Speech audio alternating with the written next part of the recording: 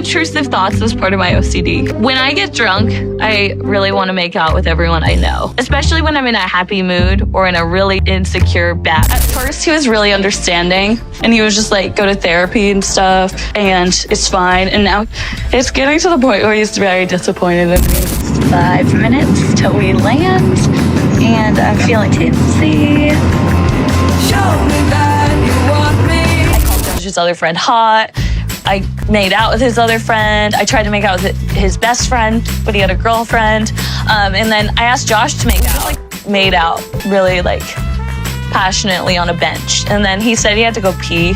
And I was like, okay. So then I just sprinted home. And I was kind of embarrassed. When Katie admits that drinking can push her toward crossing physical boundaries with people she knows, the story stops being a simple long-distance love story and becomes something much more uncomfortable. Because this is not just about a fiancé arriving in America, this is about a couple walking into the 90-day process with trust already cracked before the countdown even begins. Katie is engaged to Josh, but the first major thing we learn about their relationship is not the romance, not the proposal, not the dream of finally being together in the same country, and not the hopeful idea of starting a life in Portland. The first major thing we are forced to sit with is that Katie says when she drinks, she can feel pulled toward making out with people around her. And that detail changes the entire way this relationship has to be watched. Because once someone is engaged, that behavior is no longer just messy nightlife, no longer just a wild personality trait, and no longer something that can be brushed off as harmless chaos. It becomes a question of loyalty. And this is where the story immediately gets complicated, because Katie is not presenting herself as someone who simply does not care. She connects part of this behavior to OCD, intrusive thoughts, and struggles with impulse control, and that matters because the situation should not be treated like a cheap joke or a one-note scandal. There is a real personal struggle being described here, and it is clear that Katie feels some level of shame, pressure, and emotional pain around the way her mind works when she feels insecure, overwhelmed, excited, or affected by alcohol. But the other side of that is Josh, because even if Katie is struggling internally, Josh is the one being asked to live with the consequences externally. And that is the tension that makes this storyline feel heavier than a normal reality TV conflict. One person can be dealing with a real mental health challenge, and the other person can still be hurt by what happens inside the relationship. Both things can be true at the same time, which is exactly why this couple is not easy to judge in one clean sentence. Katie may need support, but Josh also needs emotional safety. Katie may be trying to explain why this keeps happening, but Josh still has to ask himself whether explanation is enough when the same pattern threatens the future he is about to build with her. That is why this confession lands so hard. It is not just that Katie has thoughts she does not want. It is that she says she has crossed lines before,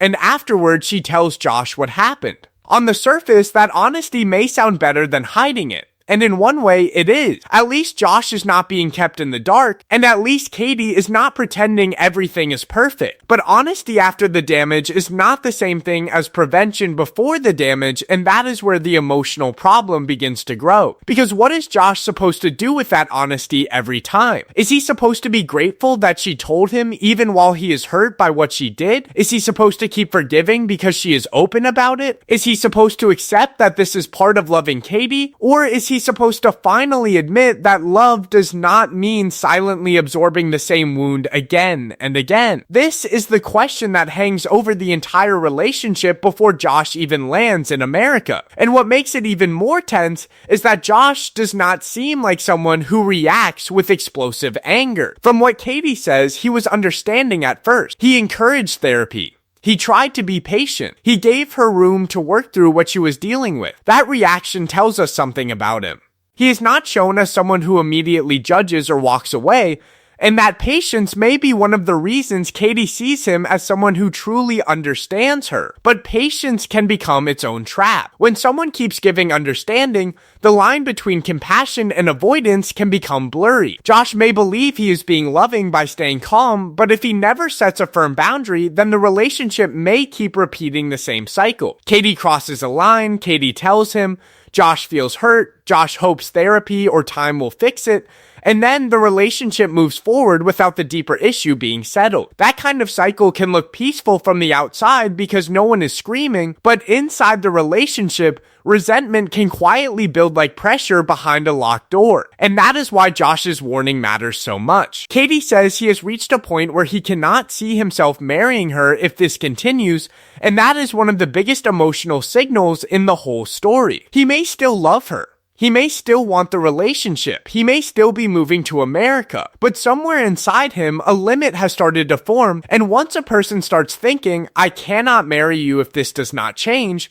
the engagement is no longer just about planning a future. It becomes a test. The uncomfortable question is whether that warning came early enough to change anything, or whether it came after Josh had already tolerated too much for too long. Because if he has said he cannot marry her under these conditions, but he is still coming to America anyway, viewers are going to wonder what his real plan is. Is he coming because he believes Katie can change? Or is he coming because he is too emotionally attached to walk away? Is he coming with hope, or is he coming with fear dressed up as commitment?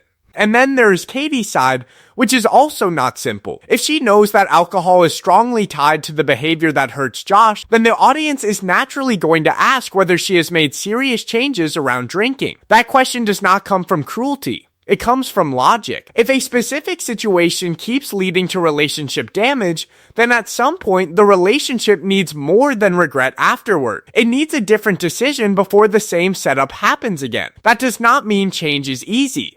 It does not mean intrusive thoughts disappear because someone gives a neat speech about responsibility. Real mental health struggles do not operate like a light switch, despite what people on the internet seem to believe after reading 3 comment sections and declaring themselves licensed expert. But if marriage is on the table, then both people need to see real effort, not just repeated explanation. Katie's explanation gives context. Her actions still create consequence. That is the center of the conflict. And this is where the audience is going to split, because some viewers will look at Katie and see a woman who is trying to be honest about something deeply personal and difficult, while other viewers will look at Josh and see a man being pulled into a marriage where the warning signs are already flashing. Some will say Katie deserves patience because she is naming the issue instead of hiding it. Others will say Josh needs to protect himself because being understanding does not mean agreeing to be hurt. Neither side is completely empty. That is what makes this storyline stronger than a simple who is wrong debate. The bigger issue is whether this couple has the tools to handle what they are admitting out loud. Love can make people forgiving,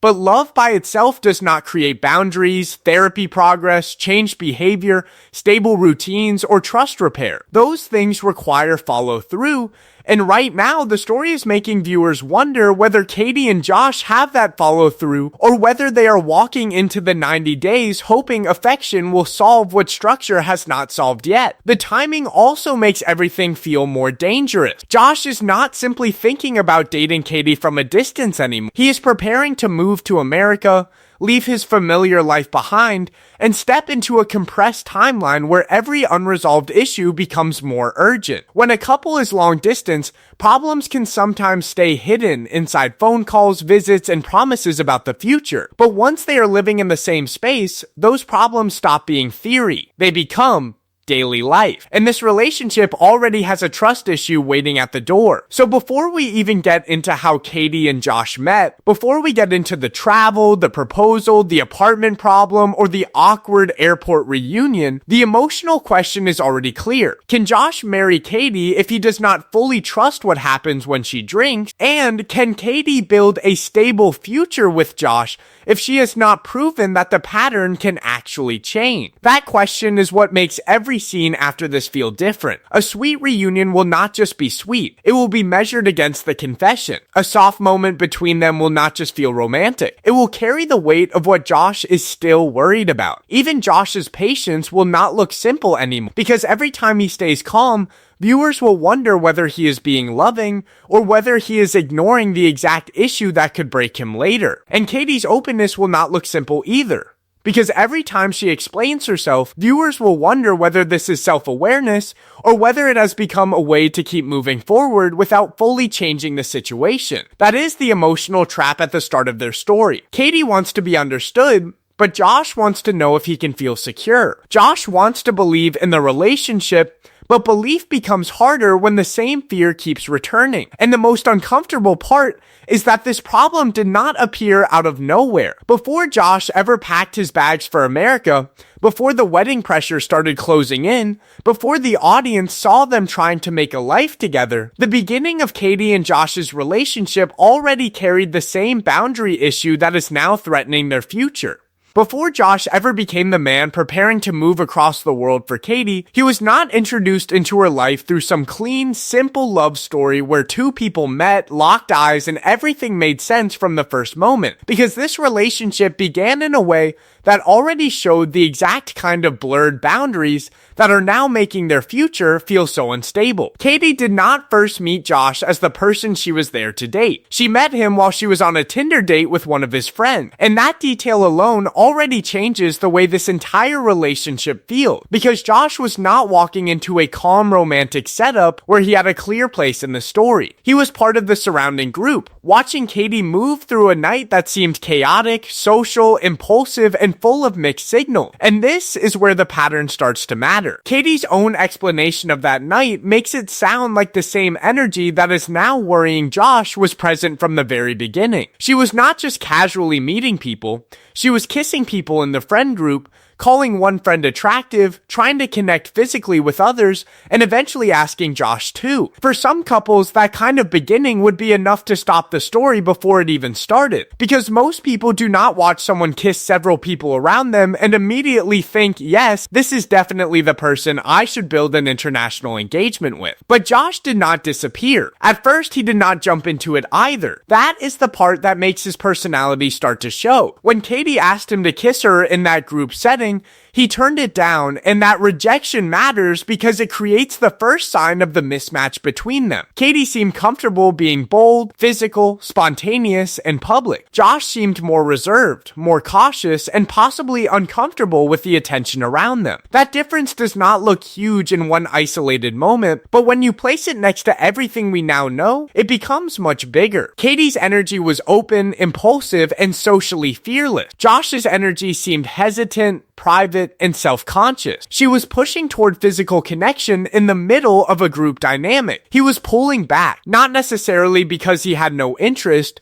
but because the setting itself seemed to make him uncomfortable. And that is the kind of difference that can feel exciting early on, because opposites sometimes create chemistry, but later it can become the exact difference that creates pressure, resentment, and confusion. Then the story shifts again, because after Josh first turned her down, he later kissed her when they were away from the group and in a more private moment. That single detail says a lot. It suggests that Josh may not have been rejecting Katie completely. He may have been rejecting the public nature of the moment, the group pressure, or the feeling of being part of something messy. Once the setting changed, once the spotlight was lower, he responded differently. And that is where the audience has to start asking whether Josh knew from the beginning that Katie's personality came with risk, or whether he only saw the exciting side before the painful side became real. Because early chemistry can make people overlook things they would normally question. A spontaneous person can feel thrilling when life is new. A person who breaks social rules can seem confident, unpredictable, and magnetic. But the same qualities that feel exciting on the first night can become painful when there is a ring involved, when trust is expected, and when the behavior does not stay in the past. That is why Katie and Josh's origin story cannot be treated like a random funny detail. It is not just background, it is the first version of the conflict. The relationship started with Josh witnessing Katie's loose boundaries in a social setting, and later, those same boundary issues became one of his biggest concerns inside the engagement. That does not mean Katie was wrong for being single and messy before they became a couple, because at that moment, they were not engaged, they were not building a household, and they were not making marriage promises. But it does mean Josh had early evidence of how Katie could behave in certain environments, especially when alcohol, attention, attraction, and insecurity mix together. So the question becomes uncomfortable. Did Josh accept Katie exactly as she was, or did he quietly believe that once she loved him, she would become different? That is a dangerous question in any relationship, because people often enter love stories thinking they are accepting the whole person, when in reality, they are accepting the version of that person they hope will eventually settle down. Josh may have looked at Katie and seen someone lively, honest, intense, and emotionally open. He may have thought the chaos was part of her charm, something that would soften once their bond became serious. And Katie may have believed that Josh's calmness meant he truly understood her, when maybe he was already uncomfortable but not fully saying it. That kind of misunderstanding can survive for a while, especially when a couple is in the early stage, because early romance is very good at covering practical problems with emotional noise. People confuse intensity with compatibility. They confuse honesty with stability. They confuse someone staying with someone being okay. Humans do this constantly, then act surprised when the same ignored problem walks back in wearing a bigger hat. And then came Milan. When Katie had to relocate for pet sitting work, she invited Josh to join her and he accepted. This part of the story gives their relationship a softer and more romantic turn, because suddenly the chaotic beginning moves into a chapter where they spend real time together, away from the friend group, away from the original awkward setup, and away from the social scene where Josh first saw Katie's impulsive side. Milan likely gave them space to feel like the relationship had become something serious. It gave them a private world. It gave them memories that were not built around Katie kissing other people or Josh standing on the edge of a messy situation. And for Josh, that may have been powerful. Instead of seeing Katie as the woman from that chaotic first meeting, he could see her as someone who chose him, invited him into her life, and created a real bond with him in another country. That is how a complicated beginning can become a love story. But the issue is that a romantic chapter does not always erase the original pattern. Sometimes it only pauses it. Milan may have created real intimacy between them, and that should not be dismissed. They clearly built enough connection for the relationship to keep moving forward. But the bigger question is whether they used that time to deal with the differences between them, or whether the beauty of the moment made those differences easier to ignore. When two people are in a new place, living through an exciting chapter, everything can feel more meaningful than it really is. A beautiful city, distance from normal life, and the feeling of choosing each other can make serious incompatibilities feel smaller. Then the proposal enters the story, and emotionally, it changes everything. Once Josh and Katie become engaged, the same behaviors carry a different weight. What may have once looked like messy single-person behavior now becomes a threat to trust. What may have once seemed like Katie being wild and socially fearless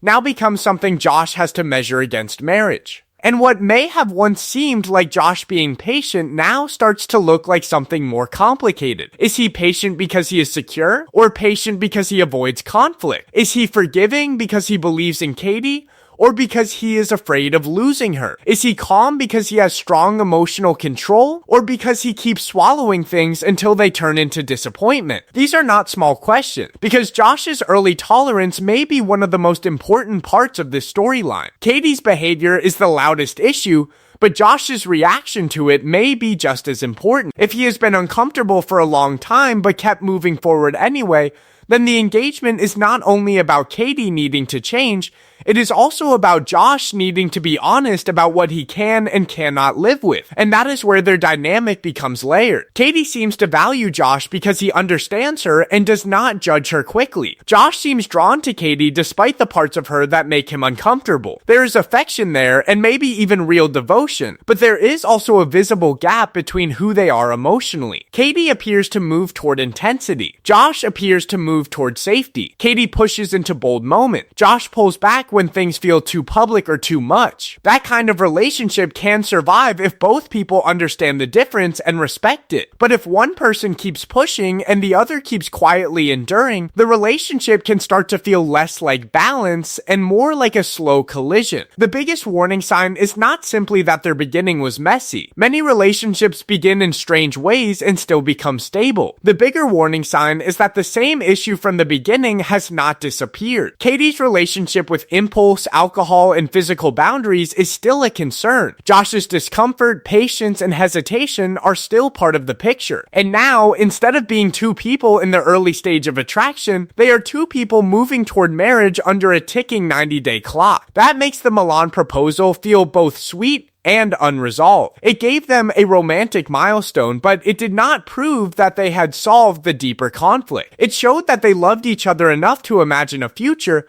but it did not show whether Katie could protect Josh's trust or whether Josh could set boundaries before resentment took over. And once Katie's behavior followed them into the engagement, the story stopped being about how they fell in love and started becoming about whether the foundation was ever strong enough to hold what came next. This is where Katie's story becomes harder to react to in a simple way. Because once she connects her behavior to OCD and intrusive thoughts, the conversation cannot just be treated like another messy reality TV scandal where everyone picks a villain in 5 seconds and moves on, because there is a real difference between judging someone's struggle and looking honestly at how that struggle affects the person who is trying to love. Katie is telling us that her mind does not always feel easy to manage, and for anyone who has dealt with intrusive thoughts, anxiety, compulsive patterns, or mental pressure that does not simply shut off because life becomes inconvenient, that part of her story deserves care. It is not something to mock, and it is not something to reduce into a cheap joke, because mental health struggles are real, and they can affect how a person thinks, reacts, avoids, freezes, overfocuses,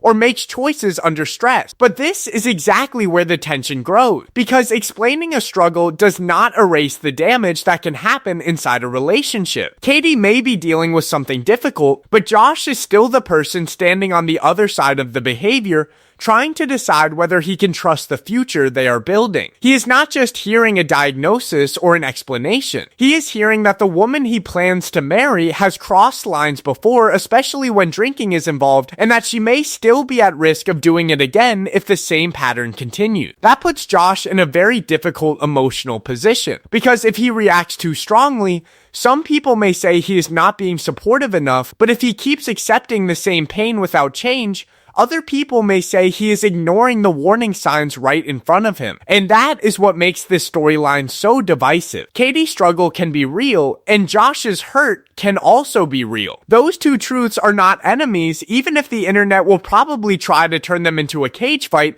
because apparently nuance offends people. Katie says her OCD can make her focus too much on smaller things while neglecting bigger life responsibilities, and that detail matters because the relationship problem is no longer only about kissing other people when alcohol is involved. It now starts to connect with the way she handles the basic structure of their life together. This is not just emotional instability. This is practical instability too. And that is where the audience starts looking at the situation differently. If Katie knows that drinking is connected to behavior that hurts Josh, then viewers are going to ask why drinking is still part of the picture. That question may sound harsh, but it is not unreasonable. If a specific situation keeps leading to betrayal, guilt, conflict, or fear, then at some point the relationship needs a real plan around that situation. Not just an explanation after the fact. Not just a tearful confession. Not just another promise that it will be different next time. A plan. Because Josh is not moving to America to become a crisis manager. He is moving to build a life with his fiancé. And if the behavior that scares him is still tied to choices that can be changed, then the question becomes whether Katie is actively protecting the relationship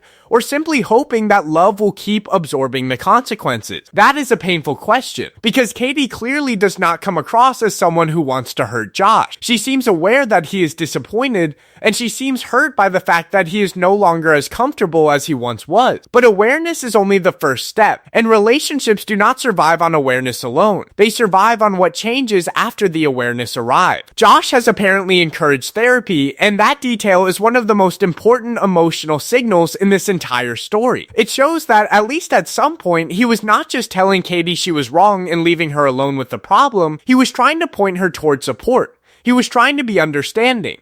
He was trying to believe that this could be worked through. But the question that remains is whether Katie has taken that request seriously enough. The story tells us Josh asked her to go to therapy, but it does not give us a clear sense that therapy has already created visible change. That gap matters, because when someone is asking their partner to stay through repeated hurt, the partner needs to see more than words. They need signs of effort. They need consistency. They need to feel that the person they love is not just describing the problem beautifully, while the same problem keeps walking back into the room. And that is where Josh's disappointment starts to feel heavier. At first, he may have been understanding because he believed this was something Katie could work through. He may have told himself that patience was the right response, that compassion would help, and that once Katie felt safe enough, things would improve. But now that disappointment is growing, it suggests he may be realizing that support without change can become emotionally exhausting. It is one thing to stand beside someone while they fight a difficult battle. It is another thing to keep getting hurt while waiting for proof that the battle is actually being fought in a way that protects the relationship. And then, as if the trust issue was not enough, the practical side of the relationship starts cracking too. Katie had promised Josh that she would handle the apartment situation before he came to America. That is not a small promise. When someone is moving countries, leaving their normal environment, and stepping into a 90-day relationship process, housing is one of the basic things that should make them feel safe. It is the foundation. It is the place where the couple is supposed to land, breathe, adjust, fight privately, repair privately, and start learning what daily life together actually looks like. But Katie does not have the apartment ready when she is supposed to. That changes the emotional temperature of the story immediately, because now Josh is not only walking into a relationship where trust is already damaged, he is walking into a situation where the person who told him she would take care of the practical foundation has not fully done it. And that makes Katie's explanation about focusing on smaller things while neglecting bigger responsibilities feel less like an abstract detail and more like something Josh is about to experience in real time. This is the moment where the emotional problem and the practical problem collide. The kissing issue asks whether Josh can trust Katie's boundaries. The apartment issue asks whether Josh can trust Katie's follow through. And when both questions appear at the same time, the relationship starts to look much more unstable than either issue would look alone. Because even if Josh could talk himself through the trust issue by saying Katie is honest and trying to improve, what happens when he also sees that basic life planning is not secure? And even if he could forgive the apartment problem as a stressful mistake, what happens when that mistake sits on top of a deeper fear that Katie's patterns are not changing fast enough? That is why his arrival starts to feel less like a romantic reunion and more like the first real test of whether this relationship can function outside of promises. Long-distance love can hide a lot. It can make people focus on longing, chemistry, emotional connection, and the fantasy of what life will be like once they are finally together. But moving in, finding housing, managing stress, dealing with intimacy, setting boundaries, and repairing trust are not fantasy problems. They are daily problems. They show up whether the couple is ready or not. And Josh is arriving with those questions already waiting for him. Katie may feel excited to see him, and there may be real love between them, but excitement does not automatically remove the pressure sitting underneath the moment. If anything, it makes the pressure sharper, because now the audience knows what Josh may not be fully ready to face. He is not just coming to reunite with someone he loved. He is coming into a relationship where love is being tested by behavior, trust, responsibility, and emotional maturity all at once. This is why viewers will be split. Some will feel protective of Katie because she is being open about something difficult, and because it takes courage to admit that your own mind can sometimes become part of your struggle. Others will feel protective of Josh because he is being asked to leave his country and invest in a future with someone who has not clearly shown that the most painful patterns are under control. The strongest read is that both reactions make sense. Katie needs compassion, but compassion cannot become a blank check. Josh needs boundaries, but boundaries cannot become silent resentment. If Katie wants this engagement to survive, she has to show that her honesty is tied to real action. Because without action, honesty can start to feel like a warning label instead of a repair plan. And if Josh wants this relationship to survive, he has to decide whether his patience is helping both of them grow or whether it is allowing the same cycle to continue because he is afraid of finally saying what he cannot live with. That is the emotional weight of this part of their story. By the time Josh is about to arrive in America, the relationship is not only carrying a trust problem, it is carrying a responsibility problem. It is carrying an intimacy problem. It is carrying the pressure of a wedding timeline that does not care whether two people are emotionally ready. And now, on top of everything else, Katie may not even have a stable home fully ready for the man who is moving across the world to be with her. When Josh finally arrives in America,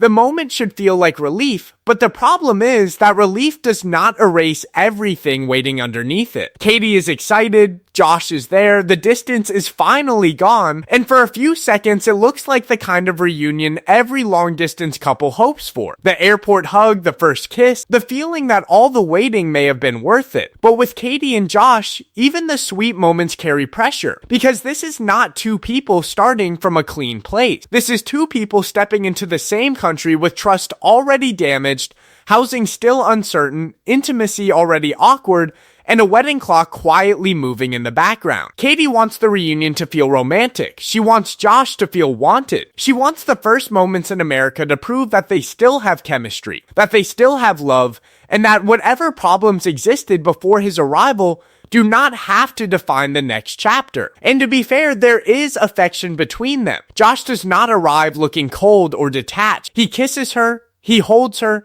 and for a moment, it does feel like both of them are happy to be together again. That part matters, because their relationship is not fake just because it is troubled. The love seems real. The excitement seems real. The hope seems real. But real love can still sit on top of real problem. That is what makes this airport reunion so tense. Katie is reaching for closeness, but Josh's body language tells a more complicated story. She wants more affection, more public passion, more proof in the moment. Josh seems willing at first, but only up to a point. When Katie pushes for a longer makeout moment, the discomfort starts to show. He does not seem like a man who wants to reject her completely, but he also does not seem like someone who feels comfortable turning the airport into a performance of desire. And that difference is not small. It shows that the mismatch between them is not only about whether Katie can be trusted when she drinks, it is also about how differently they move through intimacy. Katie seems to want bold affection, physical reassurance, and public excitement. Josh seems more private,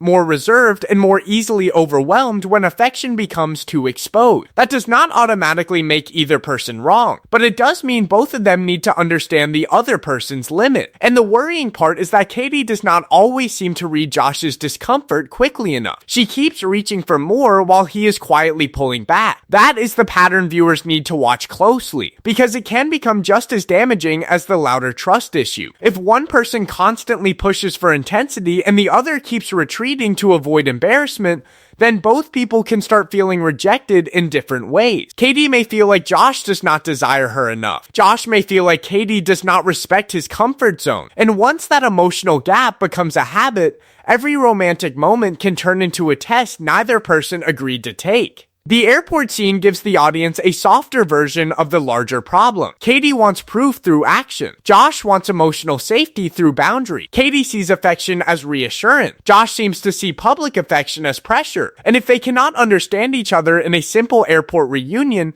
the question becomes how they will handle the much heavier parts of living together, planning a wedding, repairing trust, and dealing with the doubts that are already between them. Then, the housing issue comes back into the picture. Katie tells Josh she has signed a lease, which sounds like a step forward after the earlier uncertainty. At first, that should make the situation feel more stable. It gives them something to point to. It gives Josh a reason to believe that even if the apartment was not ready before, at least there is now a plan. But the problem is that Katie has not actually seen the apartment in person. She has looked at photos online and signed anyway, which means the place that is supposed to become their first shared home is still partly unknown. That detail keeps the tension alive because the apartment is not just an apartment.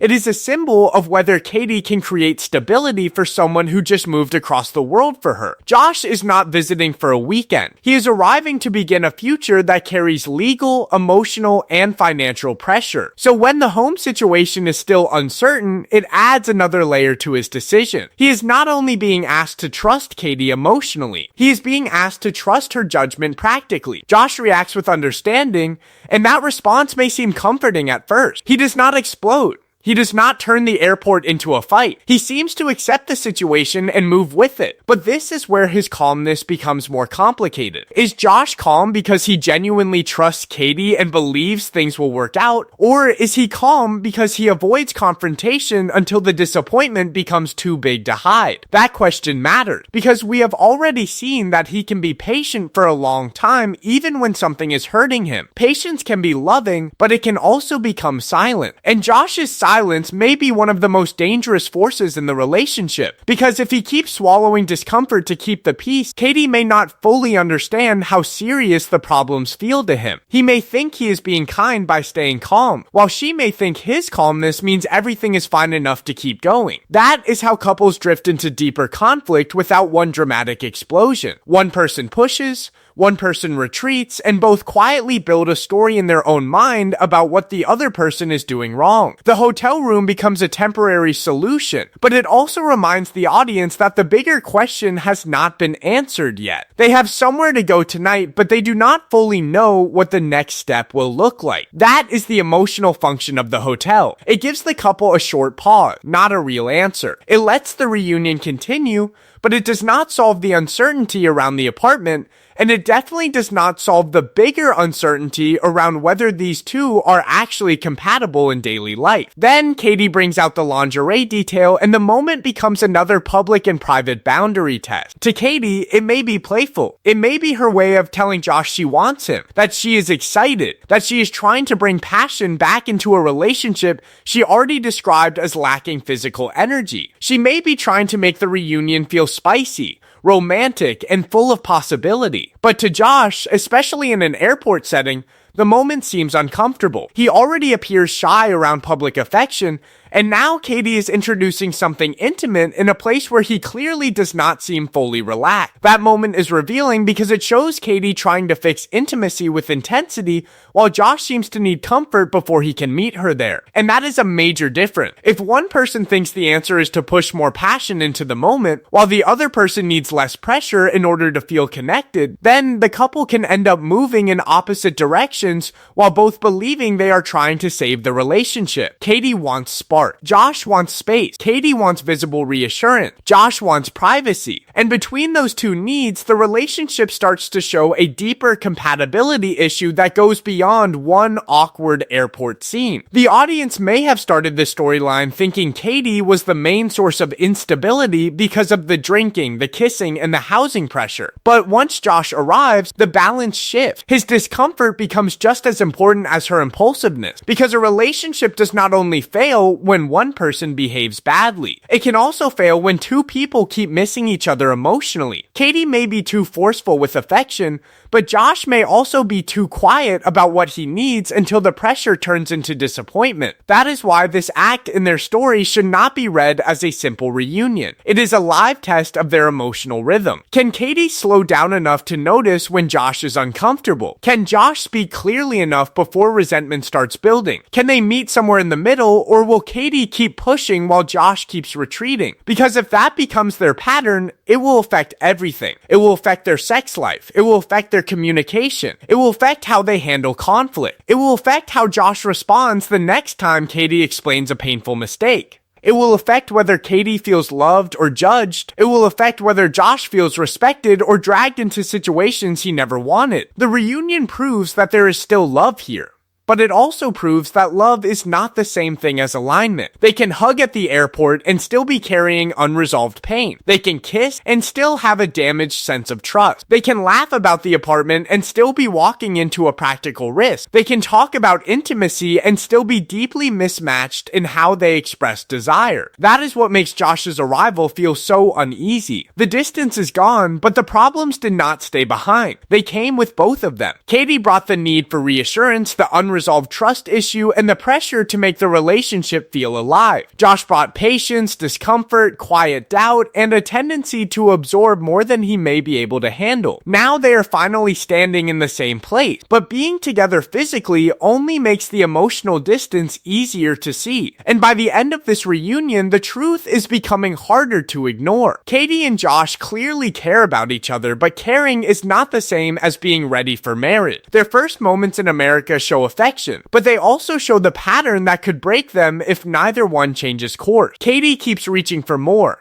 Josh keeps pulling back. And somewhere between those two reactions, the future they are trying to build starts to look far less secure than either of them wants to admit. By this point, Katie and Josh's story is no longer just about one uncomfortable confession, one awkward airport moment, or one apartment problem that was not fully handled on time. The bigger issue is that every single pressure point in their relationship seems to be pointing toward the same question. Can two people move toward marriage when love is clearly there, but the pattern underneath that love has not been fixed yet? That is what makes their storyline feel so uneasy. It would be much easier if this was only about Katie making one mistake, apologizing for it, and then proving that things were different. It would also be easier if Josh was simply cold, judgmental, or unwilling to understand her. But the reality seems more complicated than that. Katie appears to genuinely care about Josh, and Josh appears to genuinely care about Katie, yet caring about each other has not removed the problems that keep coming back between them. Katie's drinking-linked behavior affects trust. That is the first and most obvious crack. When she says that alcohol can bring out urges to kiss people she knows,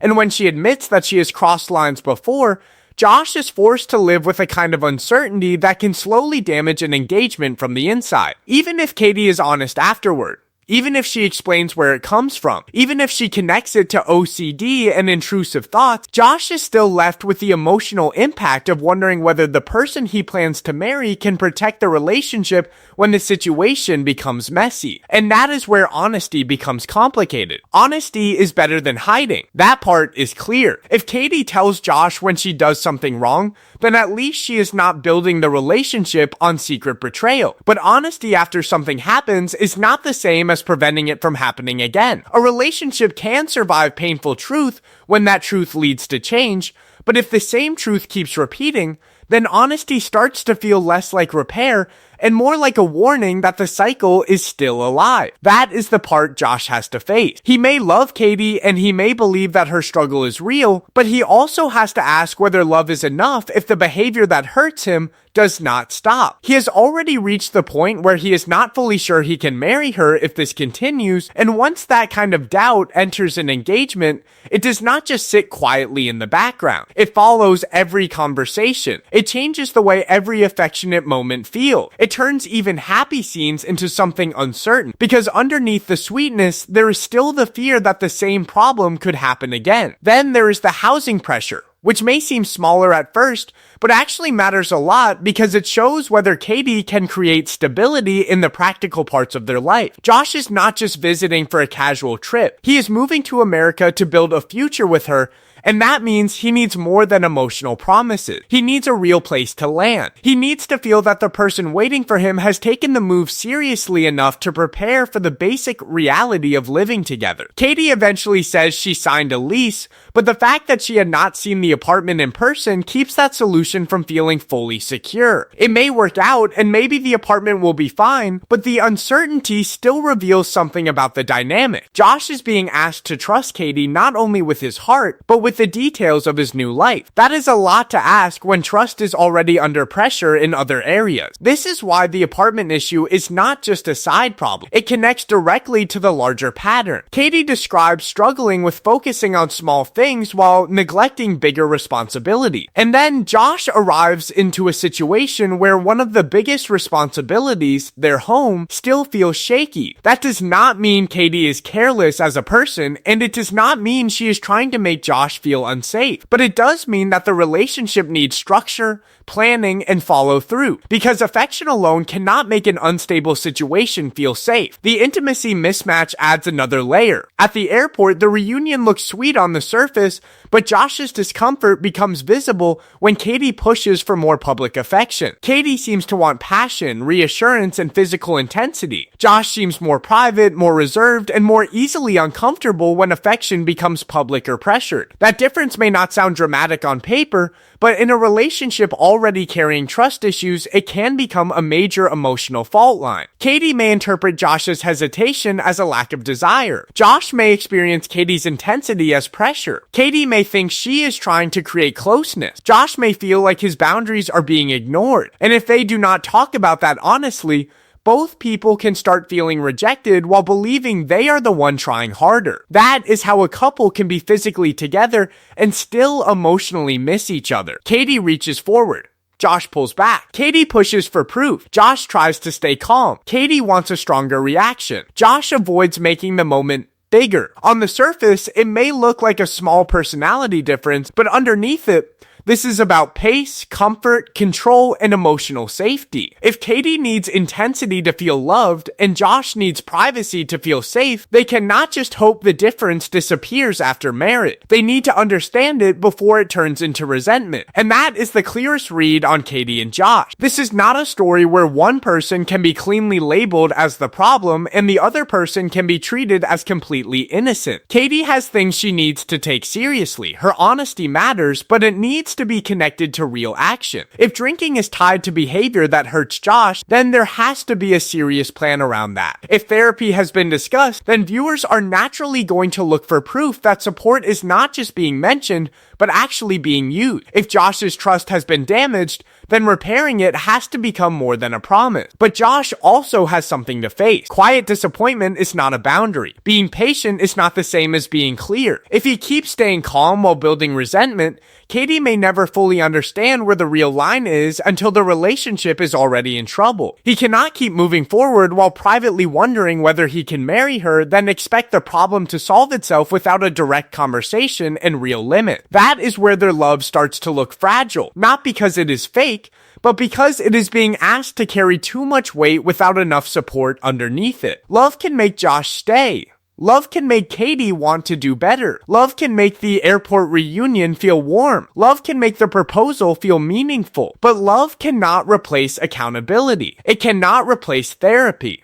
It cannot replace changed choices around alcohol. It cannot replace honest boundaries. It cannot replace stable housing. It cannot replace the hard work of figuring out whether two people with very different emotional speeds can actually build a married life together. The origin story matters because the same boundary issue was there from the start. Katie was bold, impulsive, and physically open in a way that Josh seemed hesitant around even then. Milan gave them romance and the proposal gave them a future, but neither of those moments fully erased the pattern. Now that Josh is in America, the pattern is no longer something they can manage through distance. It is going to show up in their daily life, in their private conversations, in their physical relationship, and in every moment where one person wants more intensity while the other needs more space. That is why the 90-day clock makes everything more dangerous. The timeline does not slow down just because the couple needs more time to work through trust. It does not pause for therapy progress. It does not wait for emotional maturity to catch up. It pushes them toward a wedding decision while they are still trying to figure out whether the foundation is strong enough to hold a marriage. And that is the real tension in Katie and Josh's story. They may love each other, but love is not the question anymore. The question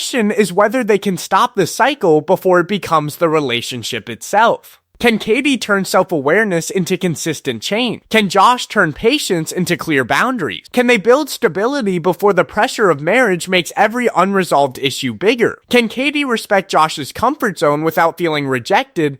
And can Josh speak up without waiting until disappointment hardens into resentment? If Katie does not change the behavior tied to drinking, Josh's doubt will likely grow. If Josh keeps avoiding direct boundaries, Katie may keep mistaking his calmness for acceptance. If the housing situation becomes another symbol of uncertainty, then trust will not only be emotional, it will become practical too. And if their intimacy mismatch continues without real communication, the relationship could start feeling lonely even when they are finally living under the same roof. That is why their story feels so uncomfortable to watch. It is not built around one explosive fight or one shocking mistake. It is built around a pattern that keeps showing itself in different ways. Trust, housing, affection, communication, and boundaries all point back to the same core issue. These two people care about each other, but they are entering a marriage timeline before proving they can manage the forces already pulling them apart. So the answer to the central question is not that Katie and Josh are doomed,